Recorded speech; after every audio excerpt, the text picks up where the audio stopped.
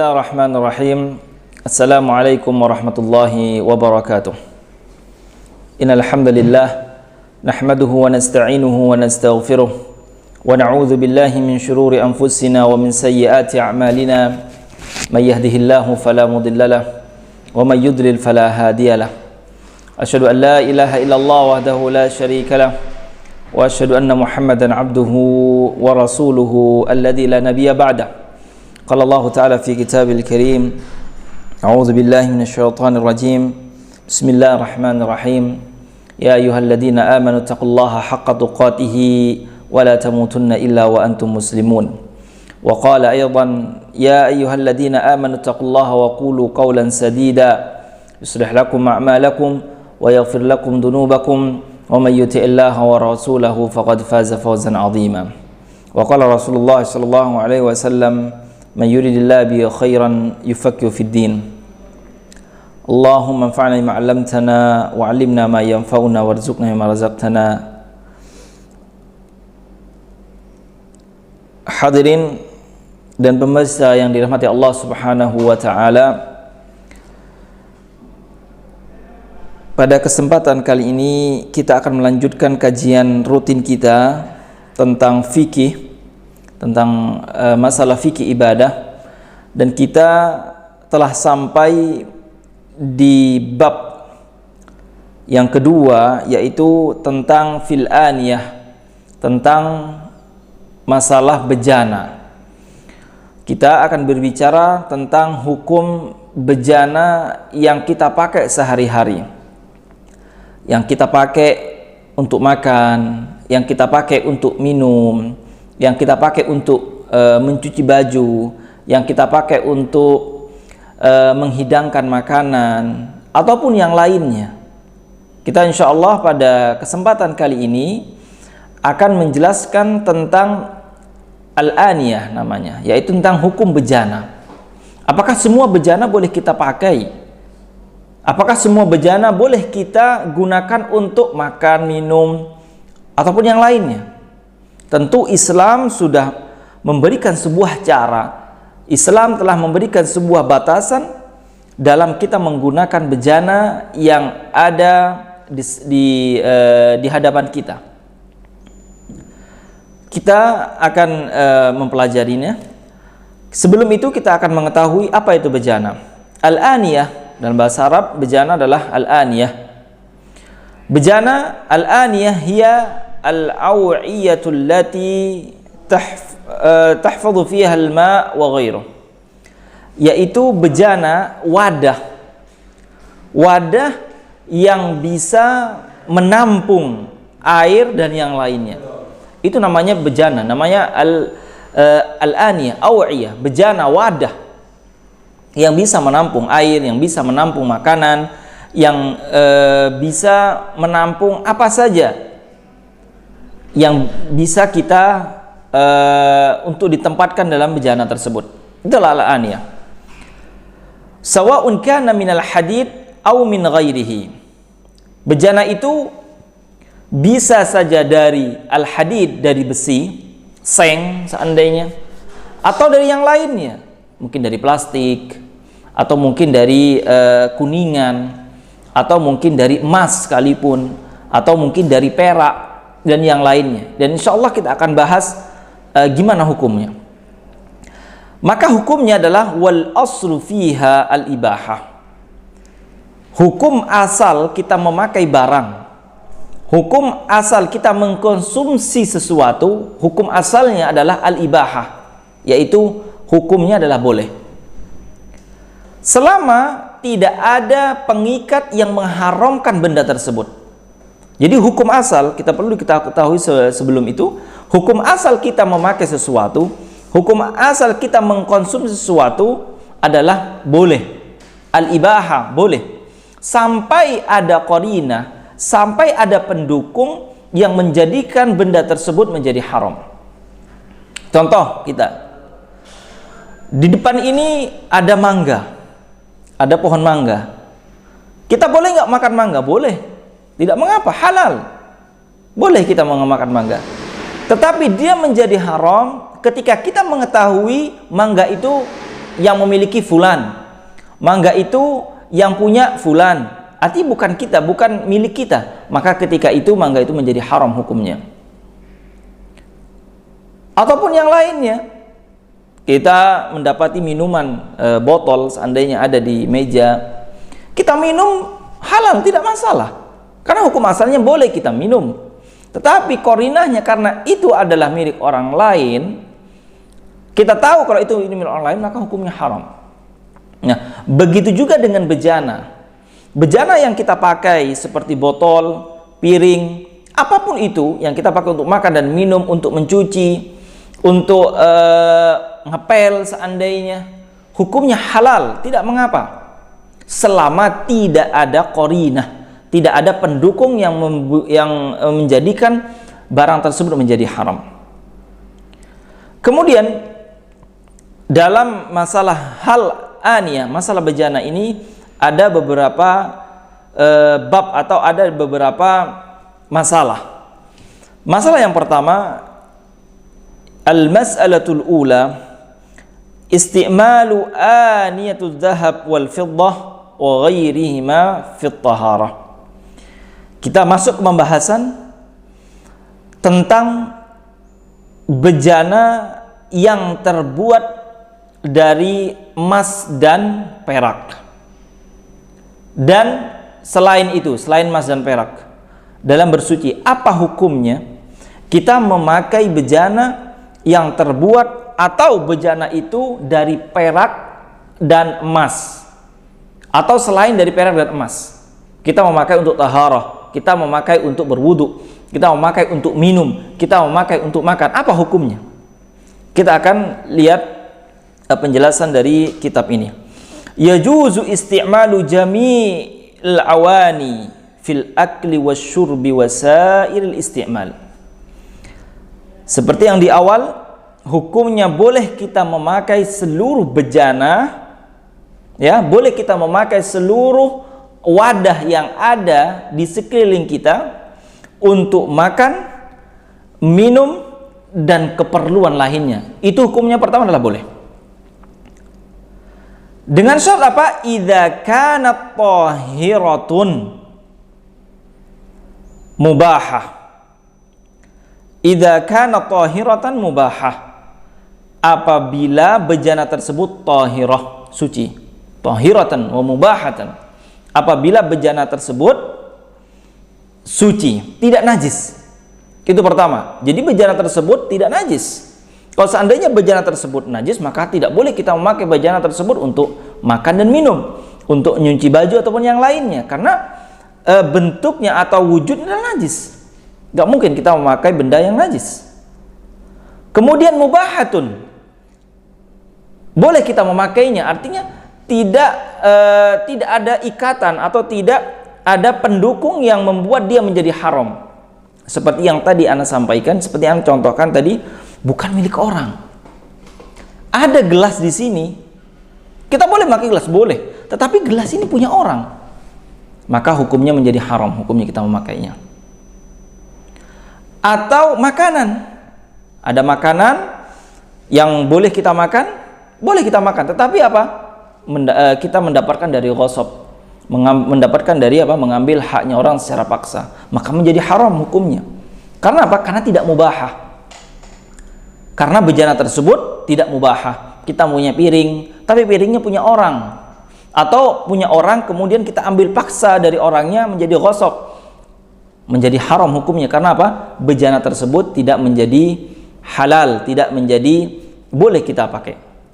Jadi hukum asalnya adalah boleh kita memakai seluruh bejana dan wadah untuk keperluan keseharian kita. Walau kanat thaminatan, walaupun bejana tersebut memiliki harga yang sangat mahal. Kalau seandainya kita membeli piring, harganya satu piring, subhanallah, harganya 200.000. Seandainya satu piring, harganya mahal. Boleh nggak kita pakai dengan piring yang mahal? Boleh saja, tidak mengapa. Kalau seandainya ada qaruurah botol yang harganya sampai 1 juta, 2 juta, boleh nggak kita minum dari botol tersebut? Boleh, tidak mengapa. Walau kanat thaminatan, walaupun bejana tersebut atau wadah tersebut mahal harganya. Li baqaiha 'alal asli wa huwal ibahah, karena hukum asalnya adalah boleh kita memakai, boleh kita mengonsumsi sesuatu. Ma ada aniyatud dhahab wal fiddah. Ketika kita sudah menjelaskan hukum asalnya boleh, tetapi Islam lebih mengesampingkan pengecualian, yaitu bejana yang terbuat dari emas dan perak. Fa innahu yahrumul aql wasyurb fihima khassatan.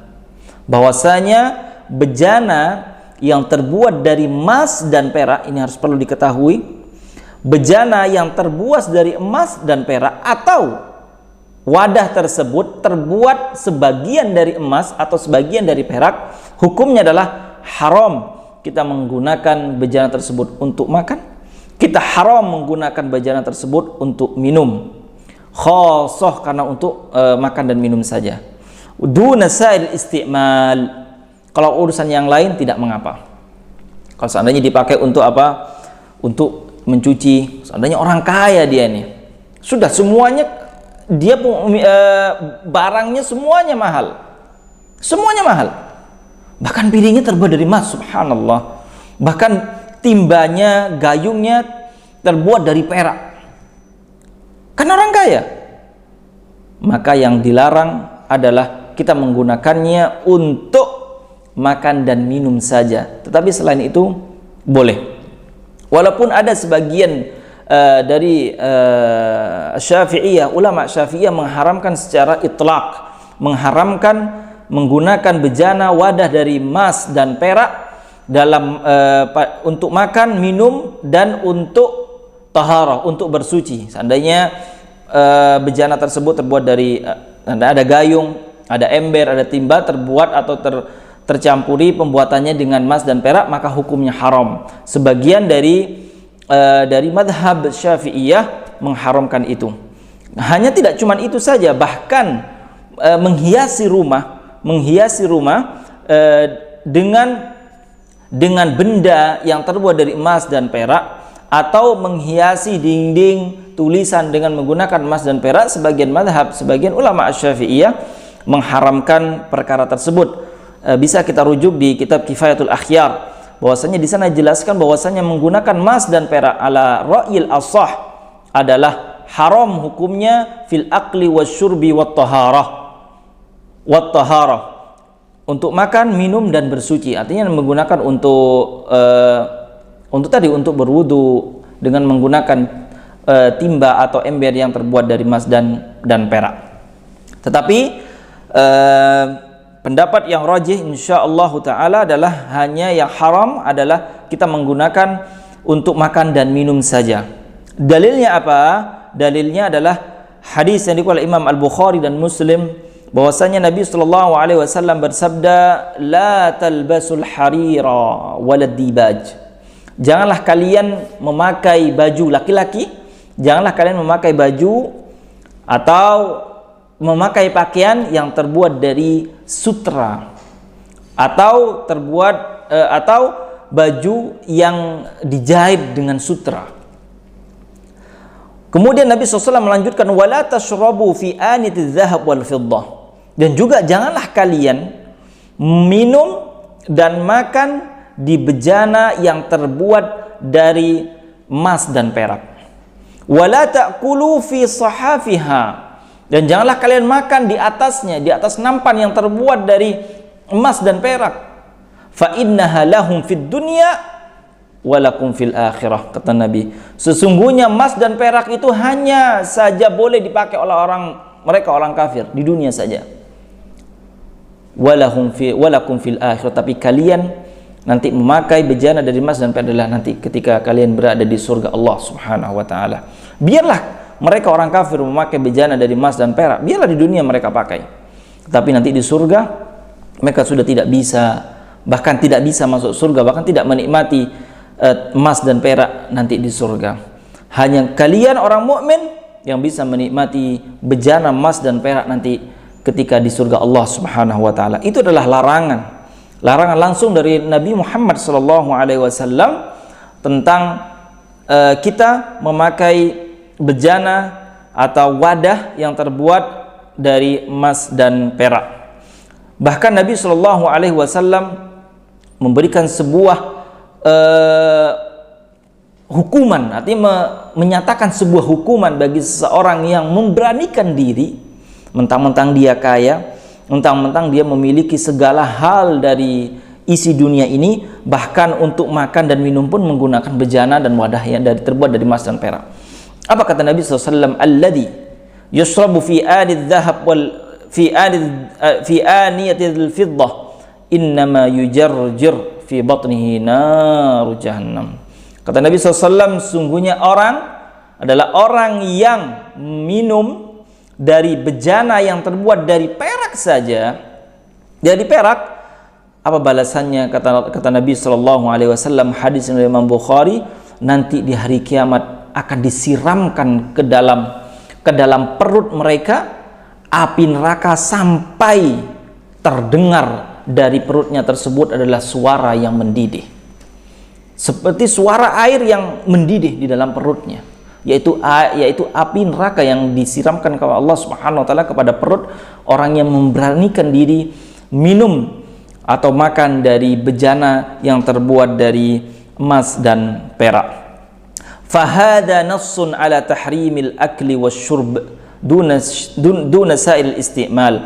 Ini adalah nas dan dalil yang jelas tentang haramnya kita makan dan minum menggunakan bejana dan wadah atau wadah dari emas dan perak atau terbuat dari emas dan perak, tetapi halal bagi yang menggunakannya selain dari makan dan minum. Wadalla ala jawazi istimaliha fi taharah, dan juga menunjukkan di dalil ini kita boleh menggunakan wadah dan bejana yang terbuat dari emas dan perak untuk bersuci, untuk berwudu, untuk mandi, untuk mencuci dan yang lain sebagainya. Ini adalah ala ra'yi rajih, adalah hukumnya adalah boleh kita memakai. Wan nahyu amun yatanawal ina al khalis awil mumawwah biddahab wal fiddah, dan pelarangan ini adalah sifatnya umum. Sifatnya umum, larangan ini mencakup bejana tersebut asli dari emas dan perak. Kalau seandainya ada botol dia asli dari emas dan perak, itu sudah jelas hukumnya haram. Awil mumawwah biddahab wal fiddah, atau dia ini bukan dari emas dan perak aslinya, tetapi dicat menggunakan emas dan perak, menggunakan emas atau perak dicat akhirnya menjadi seperti emas dan perak, itu hukumnya juga haram.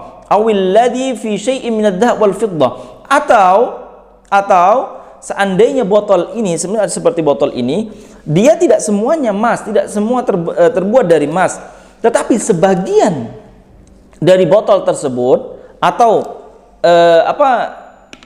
penutupnya itu terbuat dari emas, atau sebagian dari botol tersebut ada yang terbuat dari emas, maka hukumnya juga sama, hukumnya juga haram. Dan ini juga haramnya adalah lirrijali wan nisa. Hukumnya ini adalah umum untuk laki-laki juga untuk perempuan. Tidak hanya haram buat laki-laki, tidak, tapi ini juga haram buat perempuan, karena perempuan adalah suka zina, suka suka berhias, suka perhiasan. Maka kita perempuan adalah memiliki batasan dalam berhias, yaitu menyukai perhiasan. Boleh perempuan suka terhadap perhiasan, tetapi batasannya adalah jangan sampai menggunakan sesuatu makan dan minum, atau seperti sendok lah, atau seperti cangkir lah yang terbuat dari emas atau tercampur dari emas untuk buat makan dan minum. Itu masalah pertama. Al-mas'alatu tsaniyah, masalah yang kedua, hukmu isti'malil ina mudabbab bidzahab wal fiddah. Hukum memakai bejana yang disambung dengan emas atau perak, dengan emas dan perak. Kalau seandainya ada cangkir, ya, ada cangkir, dia ini ada cangkir pegangannya, saya contoh saja, ada cangkir pegangannya putus atau pecah. Kemudian pengen disambung kembali, tetapi apa? Disambung dengan emas dan perak seandainya. Seandainya ada cangkir atau terbuat dari besi atau dari aluminium dan sebagainya, pegangannya pecah. Kemudian pengen disambung, maka seandainya disambung dengan menggunakan emas dan perak, hukumnya apa? Itu al-mudabbab. Maka in kanatid dabbah minadz dzahab haruma isti'mal ina mutlaqan. Kalau seandainya sambungannya yang membuat untuk menyambungkan benda atau yang terpisah untuk disambungkan kembali, seandainya dia disambung dengan emas asli, dengan emas, maka hukumnya haram. Hukumnya haram. Ada cangkir, pegangannya pecah, kemudian disambung dengan emas, menggunakan emas, maka hukumnya haram, mutlak haram.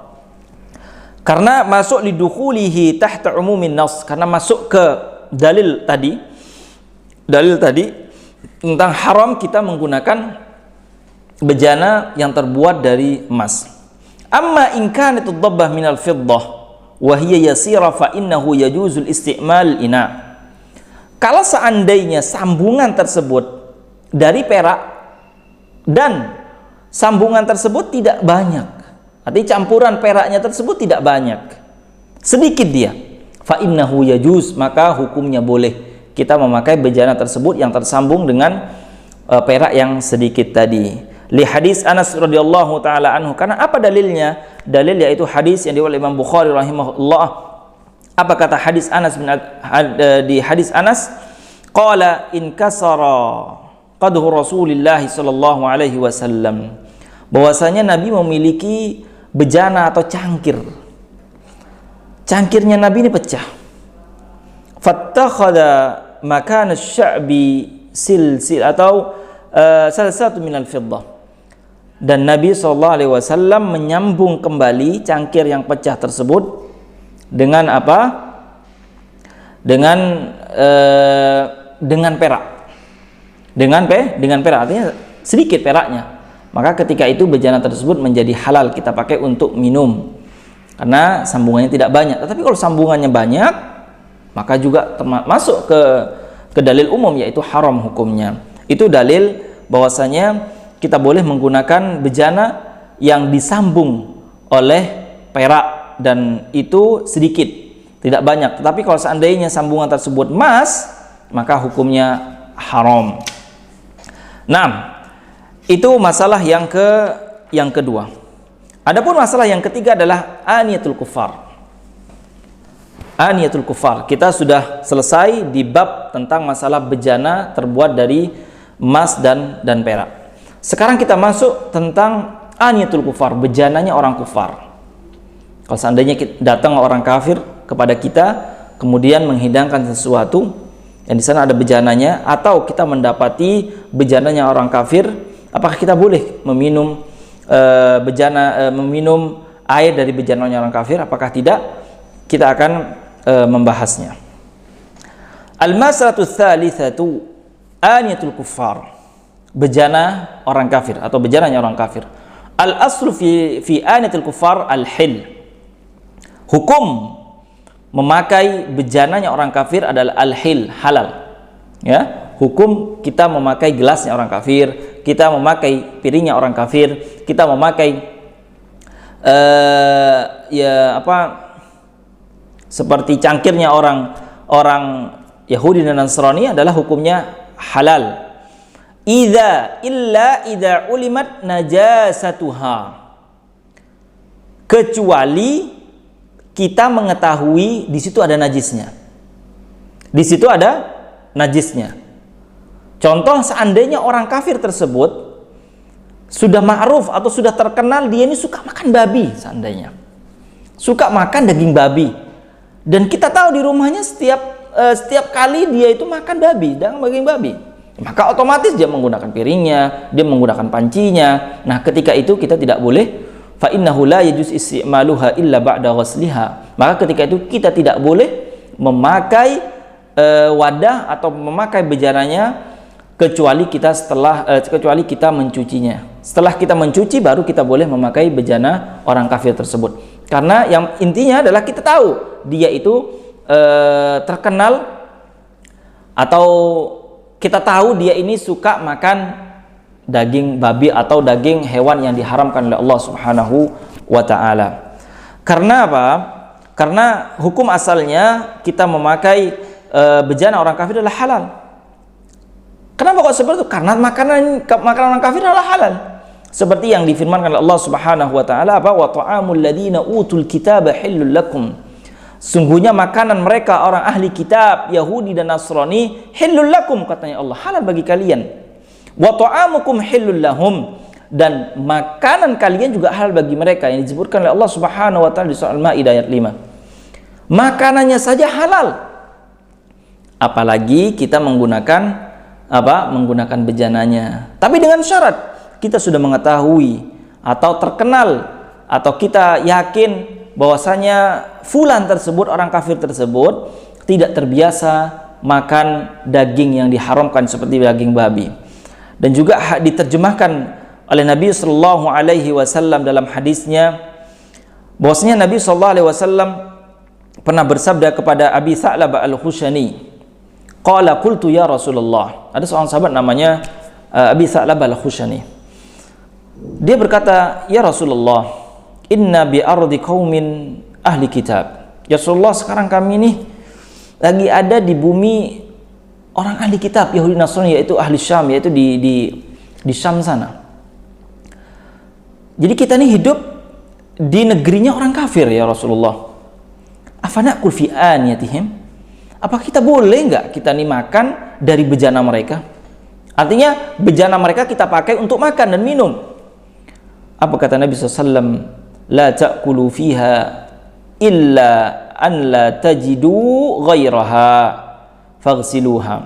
Kata Nabi SAW, jangan kamu makan dari bejana mereka kecuali kalian tidak mendapati yang lain. Jadi kita cari dulu. Kecuali kalian tidak mendapati yang lain, faghsiluha, maka apa? Cucilah, summa kulu fiha, kemudian makanlah dari bejana tersebut.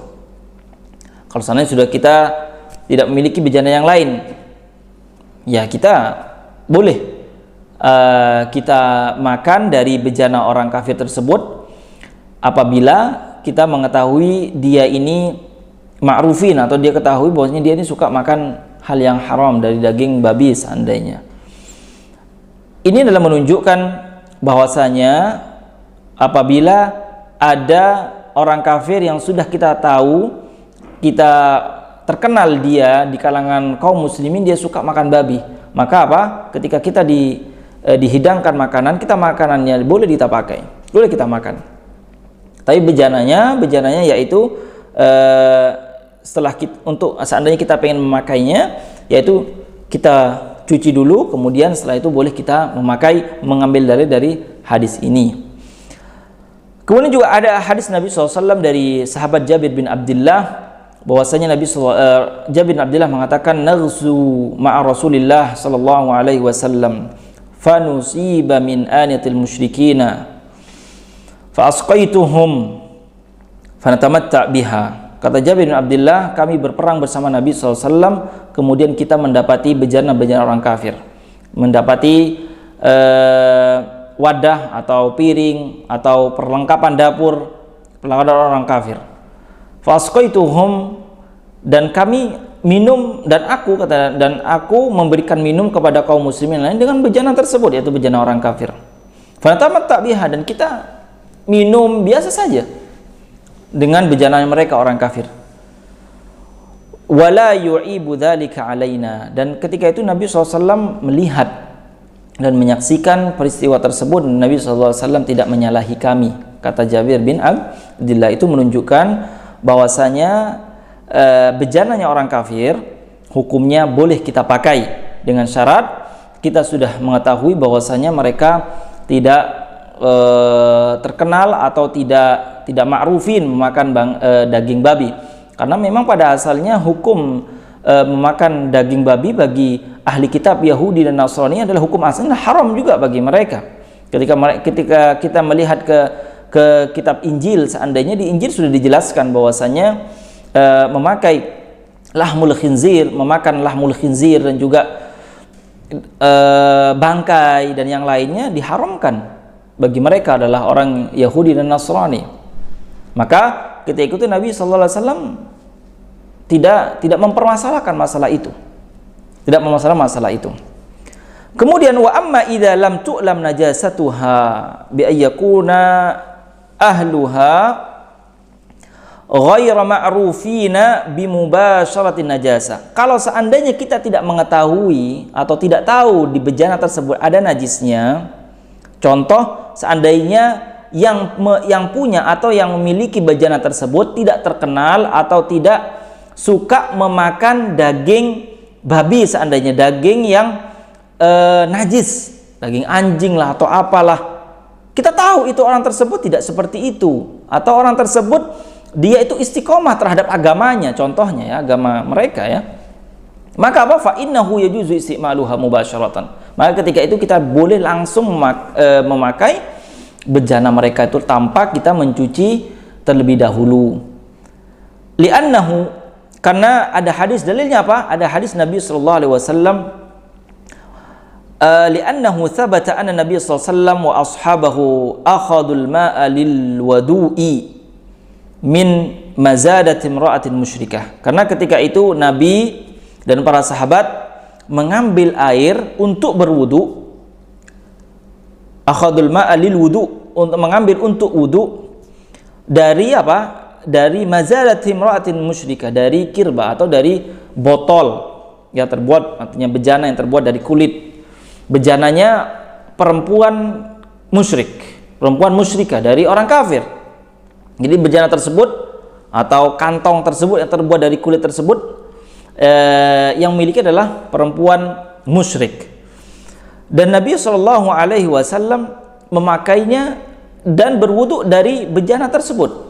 Itu menunjukkan bahwasanya bejana mereka itu halal kita pakai, halal dan tidak najis, bejana mereka alasannya kita pakai.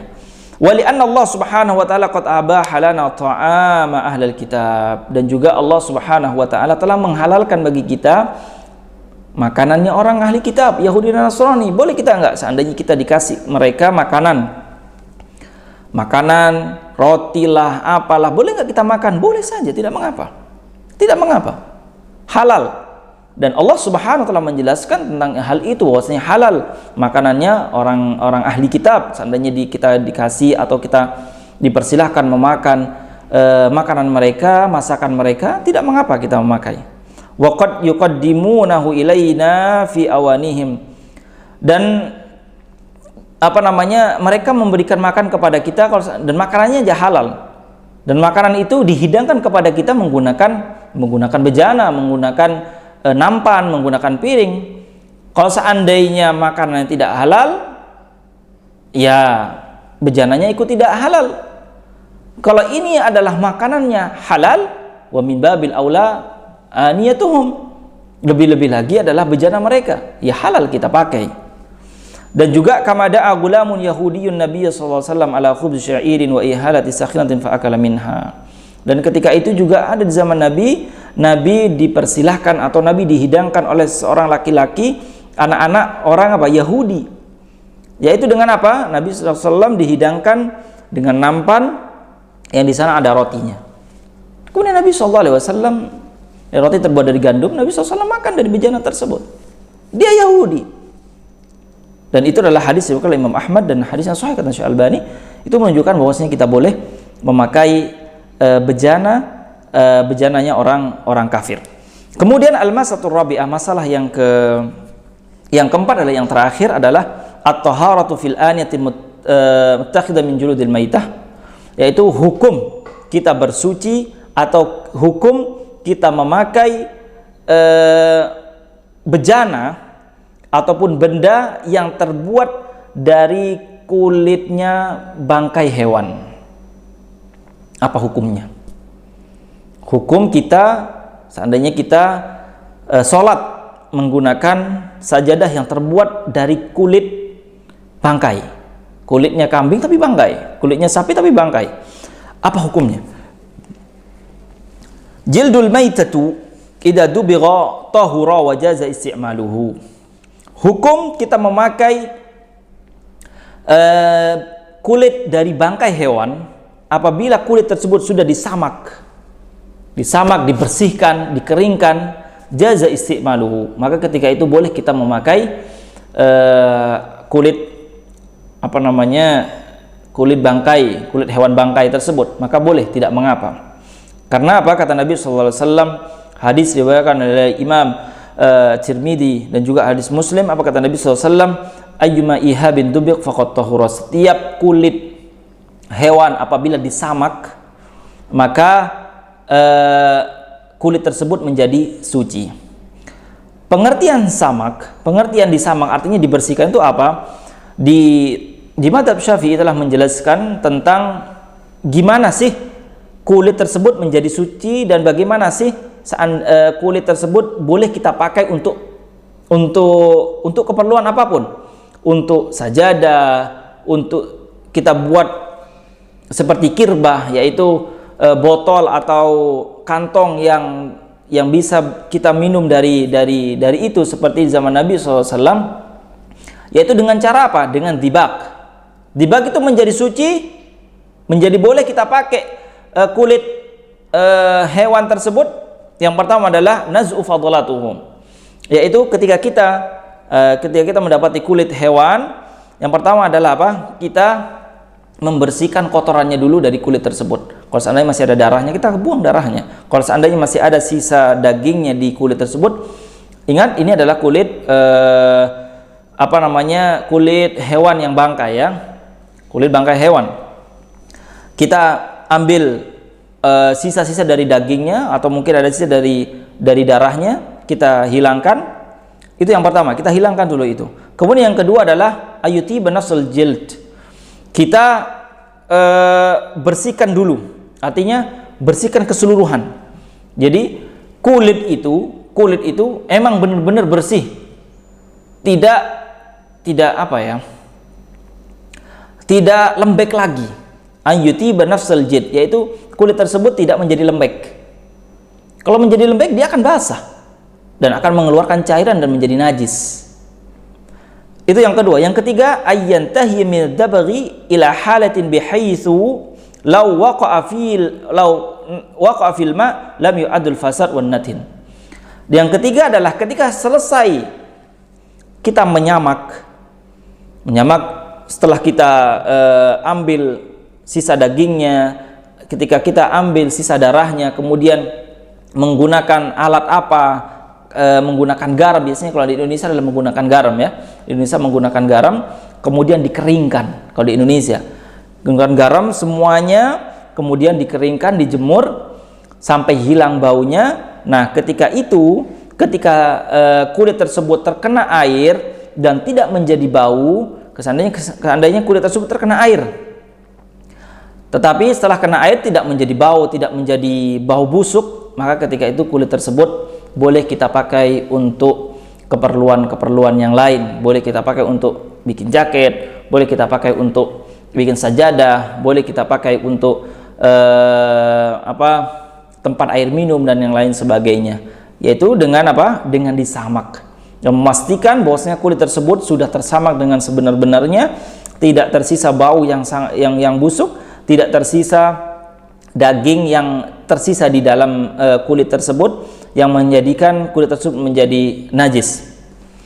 Dan juga pernah Nabi Shallallahu Alaihi Wasallam ketika itu marra ala syatin maitatin, Nabi Shallallahu Alaihi Wasallam ini menunjukkan bahwasanya boleh kita menggunakan atau boleh kita memanfaatkan kulit bangkai hewan, boleh kita gunakan. Ketika itu Nabi SAW berjalan kemudian menemui kambing yang mati, bangkai dia. Kemudian kata Nabi SAW, halla akhadu ihabaha fadabaghuhu fantabi'u bihai. Kata Nabi SAW, kenapa? Ayo kita ambil kulitnya, kemudian kita sama kulitnya, dan kemudian kita manfaatkan kulitnya. Kata Nabi SAW. Kemudian para sahabat, ya Rasulullah, inna maita. Ya Rasulullah, dia ini bangkai, dia ini kambing bangkai, ya Rasulullah. Kemudian kata Nabi SAW, hadis ini adalah sahih riwayat Imam Muslim, kata Nabi SAW, fa innama haruma akluha, sungguhnya yang haram itu kita memakannya. kata Nabi SAW. Yang haram itu adalah kita memakan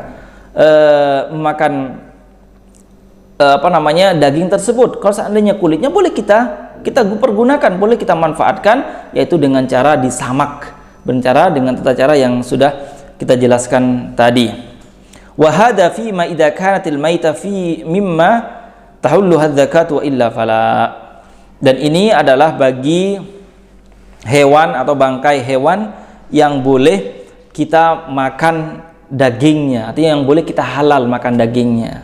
Tapi kalau seandainya bangkai tersebut, hewan tersebut haram kita makan dagingnya, seandainya dia disembelih dengan cara syar'i, maka di buku ini menjelaskan haram kita menyamak kulit. Seandainya contoh adalah kulit macan, seandainya kulit serigala, seandainya kulit hewan apapun yang itu haram kita makan walaupun kita sembelih, maka kulitnya juga termasuk haram, dan juga kulitnya termasuk najis di buku ini. Kemudian wa amma sya'ruha fahuwa tahir. Tapi kalau rambut bangkai, hewan bangkai tersebut, rambutnya adalah tahir, yaitu suci.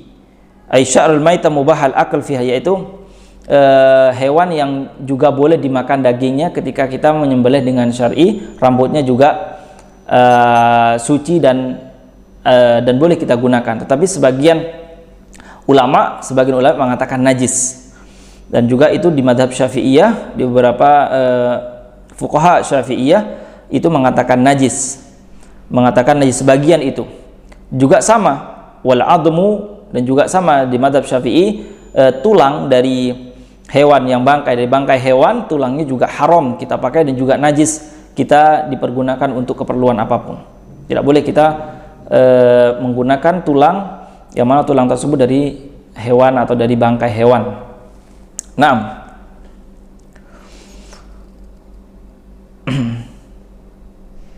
itu. Kemudian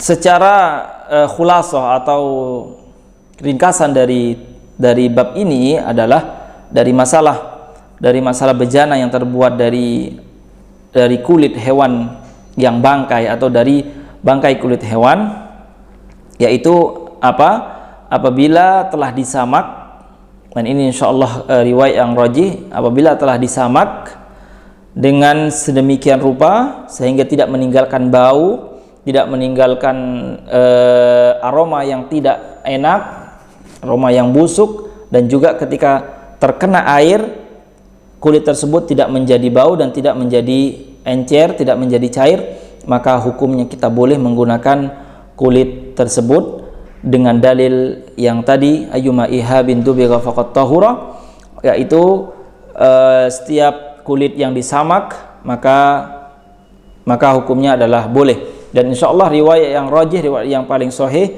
tidak ada pembeda antara tidak ada pembeda antara hewan yang halal kita makan dagingnya atau yang haram kita makan dagingnya. Artinya semua hewan boleh kita manfaatkan kulitnya walaupun hewan tersebut haram kita makan, yaitu dengan disamak tadi. Tidak ada pembeda antara hewan yang haram dan yang halal. Walaupun seandainya kita mendapati hewan itu macan seandainya mati, dia menjadi bangkai, kemudian kita ambil kulitnya setelah disamak, kita gunakan kulitnya untuk kepentingan yang lain, maka hukumnya boleh. Wallahu taala a'lam. Hadza ma aqulu lakum wastaghfiru minkum. Wassalamu alaikum warahmatullahi wabarakatuh.